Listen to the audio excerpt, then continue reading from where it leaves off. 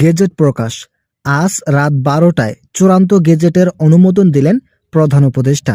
যমুনা অতিথি ভবনে অর্থ মন্ত্রণালয়ের সঙ্গে জরুরি বৈঠক। বিস্তারিত আলোচনা করার শুরুতে অবশ্যই আপনারা চ্যানেলটি সাবস্ক্রাইব করে ভিডিওটি কন্টিনিউ করুন। অবশেষে প্রধান উপদেষ্টার নির্দেশে আজ গেজেট প্রকাশের নতুন সিদ্ধান্ত নেওয়া হলো।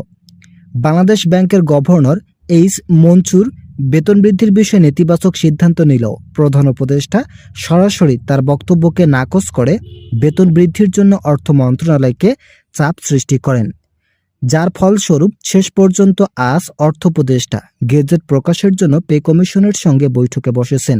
এই বৈঠকে পে কমিশনের চেয়ারম্যান জাকির আহমেদ খান স্পষ্ট ভাষায় বলেন, আমাদের দায়িত্ব ছিল রিপোর্ট প্রধান উপদেষ্টার কার্যালয়ে জমা দেওয়ার।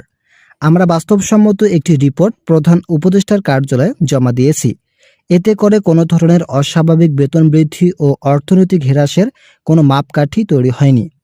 এছাড়াও বিশেষ করে যারা নিম্ন গ্রেডের কর্মচারী আছেন তাদের জন্য আমাদের সুপারিশমালা খুবই গুরুত্বপূর্ণ হয়ে দাঁড়িয়েছে। অর্থ মন্ত্রণালয়ের একজন ঊর্ধ্বতন কর্মকর্তা নিশ্চিত করেছেন, নবম জাতীয় বেতন স্কেল বাস্তবায়ন করার বিষয়টি খুবই জটিল কোনো সিদ্ধান্ত নয়। যেহেতু পে কমিশন ইতিমধ্যেই রিপোর্ট প্রধান উপদেষ্টার কার্যালয়ে জমা দিয়েছেন, তাই এটাকে খুবই জটিল আকারে দেখার সুযোগ নেই। আগামী নির্বাচনের আগেই সকল কার্যক্রম বাস্তবায়ন করা হবে, এটা শতভাগ নিশ্চিত। 10 ফেব্রুয়ারি রাত 12 ঘটিকার মধ্যে গেজেট প্রকাশের তৎপরতা চালিয়ে যাচ্ছেন প্রধান উপদেষ্টা নিজেই। প্রধান উপদেষ্টার তরফ থেকে স্পষ্ট ভাষায় বার্তা এসেছে যে যদি আজ গেজেট প্রকাশ করা না হয় তাহলে অবশ্যই পে কমিশন ও অর্থ মন্ত্রণালয়কে জবাবদিহিতার আওতায় আনা হবে। তাই শেষ পর্যন্ত কোনো ধরনের তালবাহনা না করে সরাসরি বেতন বৃদ্ধির জন্য জোরালোভাবে সিদ্ধান্তে আছেন সংশ্লিষ্ট কর্তৃপক্ষ।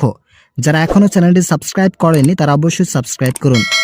পে কমিশনের চেয়ারম্যান জাকির আহমেদ খান বলেন, বেতন বৃদ্ধির জন্য অর্থ মন্ত্রণালয়ের সঙ্গে আমরা বৈঠক করেছিলাম। এছাড়াও প্রধান উপদেষ্টা বৈঠকে উপস্থিত ছিলেন। তাদের সকলের মতামতের উপর নির্ভর করে আমাদের সিদ্ধান্তগুলো খুবই যৌক্তিকভাবে তুলে ধরা হয়েছে। আমরা যেভাবে চেয়েছিলাম প্রধান উপদেষ্টা ঠিক সেভাবে বেতন বৃদ্ধির জন্য আমাদেরকে দায়িত্ব বুঝিয়ে দিয়েছেন।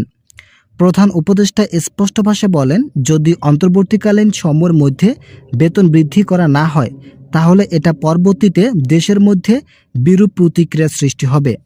বিশেষ করে যখন রাজনৈতিক সরকার ক্ষমতায় আসবেন, এরপর থেকেই বেতন বৃদ্ধির বিষয়টি ঢাকা পড়বে। এতে করে যারা নিম্ন গ্রেডের কর্মচারী আছেন তারা আবারও অধিক হারে বৈষম্যের শিকার হবেন। এখন যেহেতু পে কমিশন রিপোর্ট জমা দিয়েছেন, তাই বাজার দর ঊর্ধ্বগতি হওয়ায় কর্মচারীদের মাঝে বিরূপ প্রভাব ফেলবে। তাই শেষ পর্যন্ত প্রধান উপদেষ্টা ও অর্থ উপদেষ্টা পে কমিশন পর্যালোচনা কমিটিকে নির্দেশ দিয়েছেন আজ সন্ধ্যার মধ্যে রিপোর্ট প্রধান উপদেষ্টার কার্যালয়ে জমা দেওয়ার জন্য। এই রিপোর্ট জমা দেওয়ার পরেই শুরু হবে বেতন বৃদ্ধির চূড়ান্ত রূপরেখা।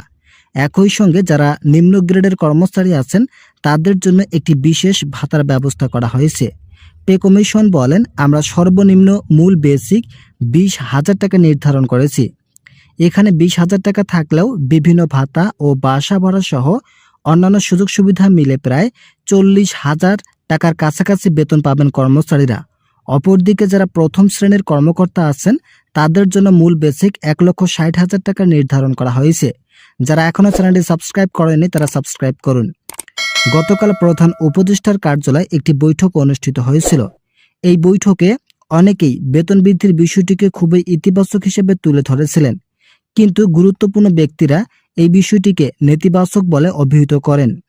কেননা বর্তমান দেশের পরিস্থিতি অস্বাভাবিক এবং পূর্বের সরকার অর্থ পাচারের সাথে সংযুক্ত থাকায় দেশের অর্থনৈতিক অবস্থা দুর্বল হয়ে পড়েছে।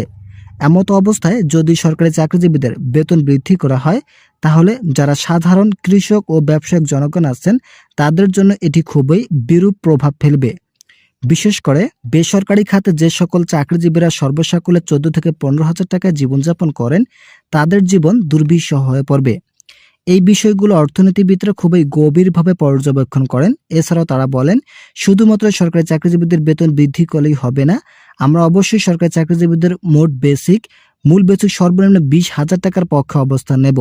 কিন্তু অবশ্যই যারা বেসরকারি খাতে চাকরিজীবী আছেন তাদের বেতন আগের তুলনায় বৃদ্ধি করতে হবে। এতে করে সরকারি ও বেসরকারি চাকরিজীবীদের মাঝে বৈষম্য কিছুটা কমে আসবে।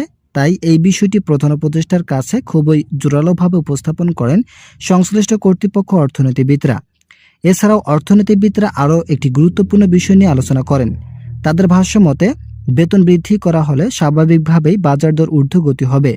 তাই এই বিষয়টিকে নিয়ন্ত্রণ রাখতে হবে যাতে করে সাধারণ জনগণের নাগালের বাইরে না যায়, কেননা তাদের ট্যাক্সেই সরকারি চাকরিজীবীদের বেতন দেওয়া হয়ে থাকে। তাই তাদের দিক বিবেচনা করে অবশ্যই বেতন বৃদ্ধির সিদ্ধান্তে পৌঁছানো প্রয়োজন। ভিডিওটি শেষ করার পূর্বে যারা এখনো আমাদের এই চ্যানেলের নতুন সদস্য আছেন তারা পরবর্তী আপডেট পেতে চ্যানেলটি সাবস্ক্রাইব করুন।